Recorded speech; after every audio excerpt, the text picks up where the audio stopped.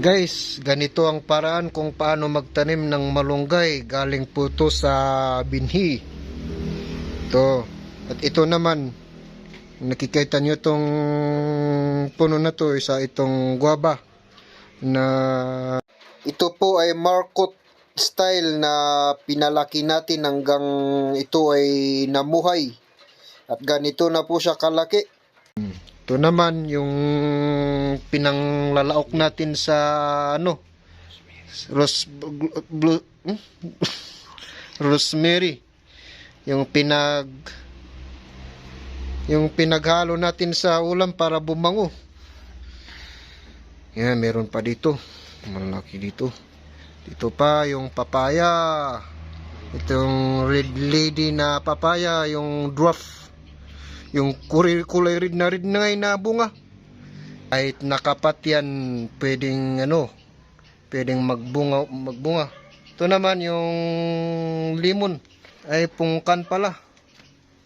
Ito yung ito yung puon niya.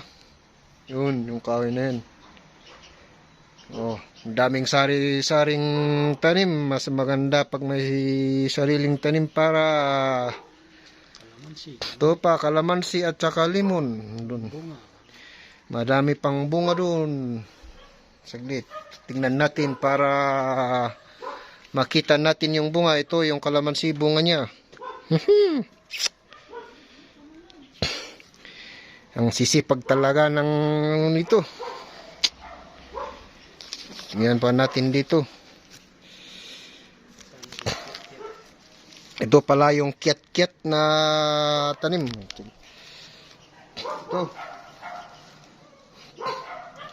Grabe, bilib ako sa Ito pa yung kalamansi. Daming bunga yan, oh. Alright guys.